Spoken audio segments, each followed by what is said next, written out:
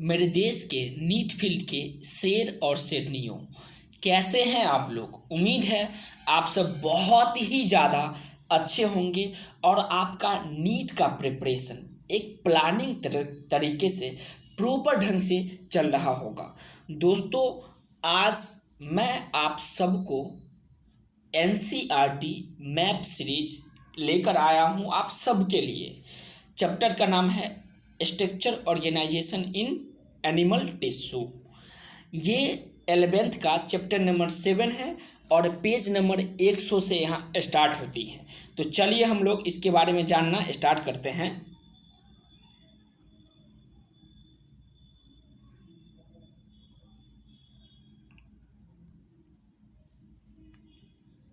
Topic का नाम है structure organisation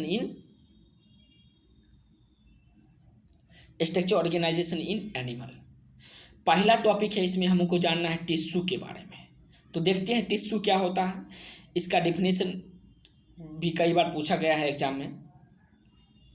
tissue, first topic क्या है, टिश्यू जानेंगे कि टिश्यू होता क्या है। पढ़ते हैं और समझिएगा। आप एनसीईआरटी में भी देखिए, पहला पैराग्राफ के जस्ट नीचे लिखा गया है, a group of similar cell along with intercellular substance which perform a specific functions। ये उसका डिफिनेशन हुआ। मतलब ग्रुप ऑफ सिमिलर सेल जो परफॉर्म करता है स्पेसिफिक फंक्शंस, उसे हम लोग क्या कहेंगे, बिल्कुल सही, उसे हम लोग टिश्यू कहेंगे। अब हम लोग आते हैं ऑर्गन में। Organ such as stomach, lungs, heart and kidney compose specific proportion and pattern of all basic type of tissue. कुछ ऑर्गन जैसे स्टोमक देख लीजिए, लंग्स देख लीजिए, हार्ट देख लीजिए, किडनी देख लीजिए, इस सब का स्पेसिफिक प्रोपोर्शन होता है और इसका पैटर्न क्या होता है, बेसिक टाइप ऑफ टिश्यू होता है। इसमें all basic type of tissue इसमें पाया जाएगा। तो आपसे सवाल पूछा जाएगा कि कौन सा ऐसा ऑर्गन है जिसमें सभी टाइप का टिश्यू पाया जाएगा, all basic type of tissue. तो आप क्या बताओगे, स्टोमक, लंग्स, हार्ट, किडनी। अब हम लोग आगे बढ़ते हैं, अगला लाइन पढ़ेंगे और समझने का प्रयास कीजिएगा। Division of labour contribute to survival of multicellular organism. जैसे हाइड्रा में डिवीजन ऑफ लेबर मतलब काम का बंटवारा, contribute to survival of multicellular organism. प्रत्येक मल्टीसेलुलर ऑर्गेनिज्म का अलग अलग डिवीजन ऑफ लेबर होता, मतलब काम के आधार पर बांटा गया है। एग्जाम्पल के तौर पर समझेंगे हाइड्रा होगा। अब हम लोग दूसरा पॉइंट समझेंगे, टिश्यू क्या होता है। तो टिश्यू का डिफिनेशन आप लोग देख लिए थे। अब टिश्यू का हम लोग देखेंगे कि कितना टाइप होता है। On the basis of structure of cell and function perform by cell. Cell के स्ट्रक्चर के आधार पे और वो जो सेल है उसका किस तरह से फंक्शन है, उसी के आधार पे हम लोग टिश्यू का बंटवारा देखेंगे, टाइप देखेंगे। तो टोटल 4 प्रकार का टिश्यू हमारे सिलेबस में दिया गया है। पहला टिश्यू क्या होगा, बिल्कुल सही, एपिथेलियल टिश्यू। दूसरा कनेक्टिव टिश्यू, तीसरा मस्कुलर टिश्यू और चौथा न्यूरल टिश्यू। 4 प्रकार के टिश्यू होगा। एक एग्जाम्पल के द्वारा समझेंगे। मान लीजिए कि आपके दादाजी का 4 बेटा है। पहला आपके पापा जी, पहले आपके पापा जी, उनका नाम हम लोग समझ लेंगे। मान लीजिए एपिथेलियल टिश्यू देंगे नाम। आपके दूसरे चाचा का नाम देंगे कनेक्टिव टिश्यू, तीसरे चाचा का नाम देंगे मस्कुलर टिश्यू और चौथे चाचा जी का नाम देंगे, बिल्कुल सही, न्यूरल टिश्यू देंगे। अब हम लोग अगला पॉइंट समझते हैं, बहुत ही ज़्यादा इम्पोर्टेंट है, पॉइंट नंबर 3। इसमें हम लोग एपिथेलियल टिश्यू मतलब आपके पापा के बारे में डिटेल से जानेंगे। तो देखिए एपिथेलियल टिश्यू जो होता है, एपिथेलियल टिश्यू यहाँ पे देख रहे हैं, कंपाउंड एपिथेलियल 2 प्रकार का होगा। ये भी कितने प्रकार का, 2 प्रकार का। कंपाउंड एपिथेलियम में मल्टी लेयर होगा। मल्टी लेयर का मतलब 2 से अधिक लेयर होगा। और है सिंपल स्क्वामस एपिथेलियम। इसमें क्या होगा, केवल एक ही लेयर पाया जाएगा। लेयर का मतलब जैसे समझ लीजिए आप जिस घर में बैठ कर के पढ़ रहे हो उसका एक दीवार हुआ, तो दीवार में ईंटा जो है, ईंटा देख रहे हैं, ईंट गिट्टी बालू छड़ सीमेंट ये सब लगा हुआ है, तो उसमें ईंट जो है कई लाइनिंग में है, जैसे first line, second line, third line, तो एक ही रो में अगर बिछा दीजिएगा ईंटा को तो उसको बोलेंगे सिंगल, नहीं, और जब उसको मल्टी रो में बिछा देंगे तो वही दीवार बन जाती है, जिसको बोलेंगे मल्टीपल लेयर। अब इसके आधार पे भी एपिथेलियल टिश्यू को 4 भाग में बांटा, 5 भागों में बांटा गया है। तो चलिए देखते हैं, पहला जो है स्क्वामस एपिथेलियम, दूसरा क्यूबॉइडल एपिथेलियम, एनसीईआरटी में देखिए ये पेज नंबर 101 में मिल जाएगा आपको। तीसरा है कॉलमनर एपिथेलियम, चौथा है सिलिएटेड एपिथेलियम, और अगला जो है वो मिलेगा 102 नंबर पेज में, उसे भी मैं आपको बता दूं, ये है ग्लैंडुलर एपिथेलियम, भी 2 प्रकार का होगा। ये जो फिगर आप देख रहे हैं, ये फिगर ये मिलेगा पेज नंबर आपको 102 में मिलेगा। तो इस सब के बारे में हम लोग जानेंगे। चलिए line by line step by step समझते हैं। पहला हम लोग देखेंगे स्क्वामस एपिथेलियम के बारे में जानेंगे, क्यूबॉइडल जानेंगे, कॉलमनर जानेंगे, सिलिएटेड जानेंगे, या फिर ग्लैंडुलर के बारे में भी जानेंगे। तो पहला फिगर आपको पहचानने को मिलेगा, पहला क्वेश्चन यहाँ से दिएगा फिगर पहचानने के लिए। तो इस प्रकार का जब फिगर होगा तो उसको क्या बोलिएगा, बिल्कुल सही आप सोच रहे हैं, स्क्वामस एपिथेलियम। अगर इस टाइप का फिगर आपको देखने को मिलेगा, आप पेज नंबर 101 में भी देख सकते हैं, पेज नंबर 101 और फिगर नंबर 7.1 में यह सब फिगर आपको मिलेगा। तो इस टाइप के फिगर जो होगा उसको बोलेंगे क्यूबॉइडल, इस टाइप के फिगर जो होगा उसको बोलेंगे कॉलमनर, और इस टाइप के फिगर जो होगा उसको बोलेंगे सिलिएटेड, क्योंकि यहाँ पे सिलिया, यहाँ पे सिलिया, यहाँ पे सिलिया है, ठीक है। तो कॉलमनर का ही दूसरा टाइप क्या है, सिलिएटेड एपिथेलियम है, इसके बारे में जानेंगे। तो पहला इसमें देखिए सेल कैसा होगा, स्क्वामस एपिथेलियम में सेल होगा फ्लैटेलेटेड इरेगुलर बाउंड्रीज। इसमें कैसा बाउंड्री होगा, इरेगुलर बाउंड्रीज होगा और फ्लैटेनेड होगा, ठीक है। तो क्वेश्चन पूछा जा सकता है कि कौन ऐसा सेल है, एपिथेलियल सेल है जिसका बाउंड्री इरेगुलर होगा, तो क्या बताओगे, स्क्वामस एपिथेलियम का। उसके बाद दूसरा सवाल पूछा जा सकता है क्यूबॉइडल से कि कौन ऐसा एपिथेलियल टिश्यू है, कौन ऐसा एपिथेलियल टिश्यू है जिसमें क्यूब लाइक सेल होगा, तो क्या बताइएगा, क्यूबॉइडल एपिथेलियम। पूछा जाएगा टॉल एंड सिलेंडर सेल किस में होगा, सिलिंड्रिकल सेल, तो क्या बताओगे, बिल्कुल सही, कॉलमनर में। फिर बोलेगा क्यूबॉइडल और कॉलमनर ये दोनों पाए जाएंगे, इसमें क्यूबॉइडल भी है, कॉलमनर तो होगा सिलिएटेड, और ग्लैंडुलर जो होगा उसमें क्यूबॉइडल और कॉलमनर दोनों पाया जाएगा। अब हम लोग देखते हैं न्यूक्लियस के आधार पे, तो इसमें न्यूक्लियस सेंट्रल होगा, स्क्वामस में न्यूक्लियस कैसा होगा, सेंट्रल होगा, क्यूबॉइडल एपिथेलियम में कैसा होगा, सेंट्रल होगा, और कॉलमनर में एब्सेंट नहीं होगा, इसमें एब्सेंट न्यूक्लियस नहीं होगा। सिलिएटेड में होगा सेंट्रल और एट बेस में सेंट्रल भी होगा, साथ ही साथ बेस में क्या पाया जाएगा, न्यूक्लियस पाया जाएगा। और ग्लैंडुलर में हम लोग देखते हैं, ग्लैंडुलर में सेंट्रल और eight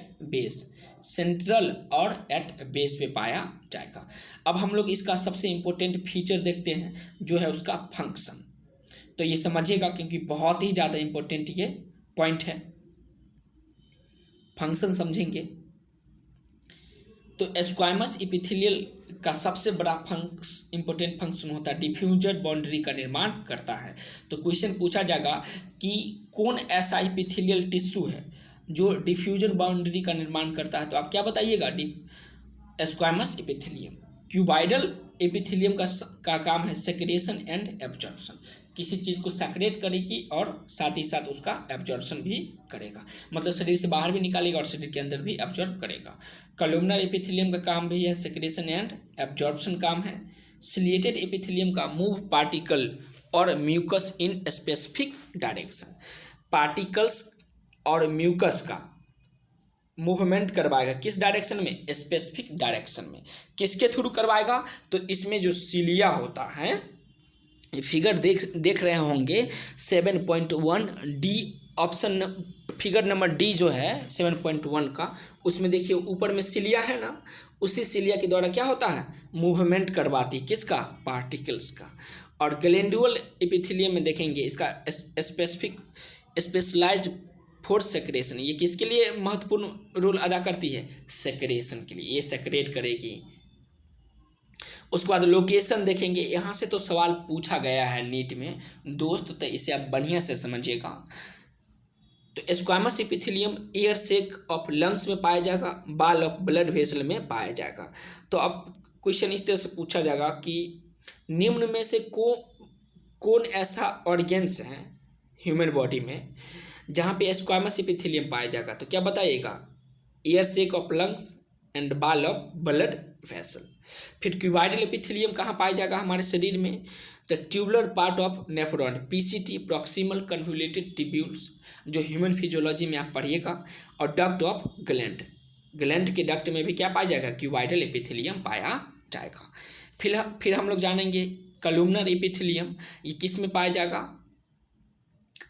columnar epithelium stomach and intestines, stomach and intestines में क्या पाया जाएगा? तो बताना है स्टोमक एंड इंटेस्टाइन्स में कॉलुमनर एपिथेलियम पाया जाएगा। फिर सिलिएटेड एपिथेलियम का लोकेशन क्या है? तो bronchiole and fallopian tube, fallopian tube में और ब्रोंकियोल में मूवमेंट पार्टिकल्स का करवाना पड़ता है, इसीलिए यहाँ पर कैसा एपिथेलियम टिश्यू पाया जाएगा? बिल्कुल सही, ट्यूब सिलिएटेड एपिथेलियम पाया जाएगा। और सैलिवरी ग्लैंड में क्या पाया जाएगा? तो ग्लैंडुलर एपिथेलियम पाया जाएगा। अब देखते हैं इसका लेयर, तो ये सब जो है 2 और मोर लेयर से बना होता है। कौन कौन? तो squamous epithelium, cuboidal epithelium, columnar epithelium और सिलिएटेड एपिथेलियम कितना लेयर से? 2 और मोर लेयर से बना होगा। उसके बाद ये देखते हैं ग्लैंडुलर एपिथेलियम मल्टी लेयर होता है। ये फिगर में आप देख सकते हैं, फिगर 7.3 में आइए और देखिए कंपाउंड एपिथेलियम जो है ये मल्टी लेयर है। सबका function protection against mechanical and chemical stress, ये क्या करती है? प्रोटेक्शन प्रोवाइड करवाती है, किसके against? Mechanical and chemical stress. इसका मतलब क्या हुआ? देखिए, आपको अगर कोई आपके बॉडी में ऊपर से प्रहार करेगा तो आपको कौन बचाएगा? यही एपिथेलियम बचाएगा, क्योंकि ये बहुत ही ज़्यादा मजबूत होता है। केमिकल स्ट्रेस, मान लीजिए एसिड अट्रैक्ट कर देगा या कोई चीज़ आपके शरीर पे कोई केमिकल फेंक देगा, तो उससे भी बचाती कौन है? यही बचाती है। कंपाउंड एपिथेलियम जो मल्टी लेयर का होता है वही हमें बचाएगी। उसके बाद ये कंपाउंड एपिथेलियम कहाँ कहाँ पाया जाएगा? तो ड्राई सरफेस ऑफ स्किन में पाया जाएगा। उसके बाद बक्कल कैविटी में पाई जाएगी, फेरिंग्स में पाया जाएगा, inner lining of duct and salivary gland and pancreas, salivary gland और पेनक्रियाज के इनर लाइनिंग में ये पाया जाएगा। कौन पाया जाएगा? तो कंपाउंड एपिथेलियम। इसका ये फिगर है और ये एनसीईआरटी में पेज नंबर 102 में फिगर 7.3 में कंपाउंड एपिथेलियम देखिए वहाँ पे दिया गया है, बगल में लिखा गया है। इस फिगर में मल्टी लेयर सेल होता है, मल्टी लेयर सेल। इसमें multi layer 1 layer 2 layer 3 layer 4 layer 5 layer, इस तरह से बहुत ही ज़्यादा लेयर होता है, इसलिए इसको क्या बोलेंगे हम लोग? मल्टी लेयर बोलेंगे। इसको ये मल्टी लेयर सेल होगा।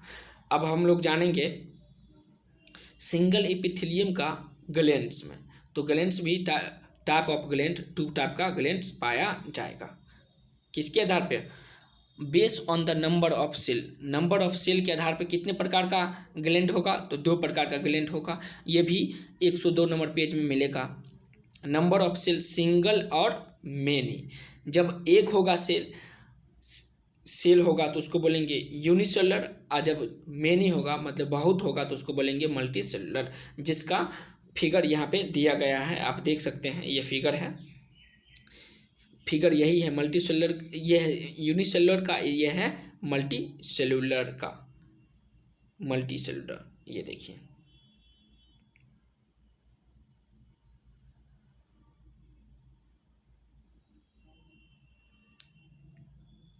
इसका एग्जांपल क्या है? Goblet cell secrete mucus. ये गॉबलेट सेल क्या करती है? जो म्यूकस को सेक्रेट करती है। किसका एग्जांपल होगा? यूनिसेलुलर ग्लैंड का एग्जाम्पल होगा। और ये क्या है? मल्टी सेलुलर जो सलाइवरी ग्लैंड होगा मल्टी सेलुलर, जो सेक्रेट क्या करती है, सलाइवा को सेक्रेट करती है। इसका फिगर ये है, नीट में यहाँ पे ये क्वेश्चन पूछा जा चुका है इस फिगर से, तो आप ध्यान रखिएगा। और दूसरा पढ़ेंगे based on the mode of pouring their secretion. Secretion के आधार पे भी ग्लैंड को अलग अलग 2 भागों में, महत्वपूर्ण भागों में बांटा गया है। देखते हैं, एक्सोक्राइन ग्लैंड और दूसरा है एंडोक्राइन ग्लैंड। एक्सोक्राइन ग्लैंड जो होगा उसमें डक्ट पाया जाएगा और एंडोक्राइन में कोई डक्ट नहीं पाया जाएगा।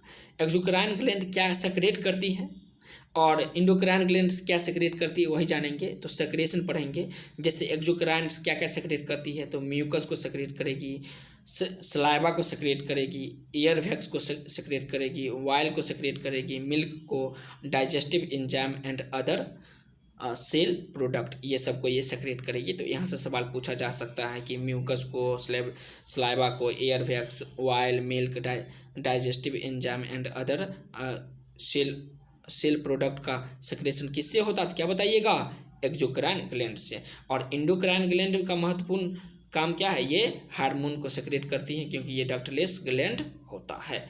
तो उम्मीद करते हैं आज का लेक्चर समझ में आया होगा। यदि कुछ प्रॉब्लम हो तो आप कमेंट बॉक्स में मेंशन कर दीजिए। और ध्यान रखिए, ये वीडियो उसके लिए ज़्यादा यूजफुल होगा जो बच्चा एक बार एनसीईआरटी पढ़ा हुआ है। अगर आप एनसीईआरटी नहीं पढ़े हैं तो पूर्ण रूप से आपको समझ में नहीं आएगा, इसलिए आप पहले एनसीईआरटी का लाइन पढ़ लीजिए और फिर ये वीडियो देखिए, आपको 100% समझ में आएगा। और ये जो वीडियो है ये आकाश इंस्टीट्यूट जो है उसी में जो एनसीईआरटी मैप सीरीज होता है उसी के पीडीएफ को ये समझाया गया है। आप समझ लीजिए, कुछ प्रॉब्लम होगा तो कमेंट बॉक्स में मेंशन कीजिए। और देखिए आज की क्लास में हम लोग क्या क्या कवर किए। पहला पढ़े टिश्यू देखें, फिर उसके बाद दूसरा पढ़े टाइप ऑफ टिश्यू, फिर तीसरा पढ़े एपिथेलियल टिश्यू पढ़े। एपिथेलियल टिश्यू भी 2 प्रकार का, कंपाउंड एपिथेलियल टिश्यू जो मल्टी लेयर का होगा और सिंगल एपिथेलियल टिश्यू जो सिंगल लेयर का बना होगा। सिंगल एपिथेलियल टिश्यू कितना प्रकार का होगा, squamous epithelium, cuboidal epithelium, columnar epithelium, ciliated epithelium and dual cell पाया जाएगा। ठीक है, तो इसके आधार पे हम लोग देख लिए। ग्लैंडुअल एपिथेलियम को भी 2 भाग में बांटा गया है। किसके आधार पे, एक नंबर के आधार पे। पहला नंबर के आधार पे देखें, यूनिसेलुलर और मल्टी सेलुलर। इसका यूनिसेलुलर का फिगर ये है, मल्टी सेलुलर का ये है। फिर हम लोग देखें based on the mode of pouring their secretion के आधार पे exocrine gland and endocrine gland देखिए। तो एक ड्रॉपर के लिए, ड्रॉपर जो स्टूडेंट होता है उसके लिए मैं कुछ लिख करके आया हूँ, सुनिएगा और समझिएगा। तेरे ख्याल से खुद को छुपा के देखा है। एक ड्रॉपर स्टूडेंट नीट को कहता है तेरे ख्याल से खुद को छुपा के देखा है, दिल और नज़र को रुला के देखा है, तू नहीं तो कुछ भी नहीं। नीट को कहता है तू नहीं तो कुछ भी नहीं, तेरी कसम नीट तेरी कसम, मैंने कुछ पल तुझे भुला के देखा, मैंने कुछ पल तुझे भुला के देखा है, तू नहीं तो कुछ भी नहीं। इसी के साथ आज के क्लास को एंड करते हैं, फिर मिलते हैं किसी नेक्स्ट वीडियो के माध्यम से। कोई प्रॉब्लम होगा तो कमेंट बॉक्स में मेंशन कीजिए। ये वीडियो यदि आपके लिए यूजफुल हुआ तो इसे लाइक कीजिए और चैनल को तो ज़रूर सब्सक्राइब कर लीजिए और ये भारत के उन सभी देशभक्तों के पास भेज दीजिए जो नीट का प्रिपरेशन कर रहा है, उसके लिए निश्चित रूप से बहुत ही ज़्यादा यूजफुल ये वीडियो होगा। धन्यवाद दोस्तों।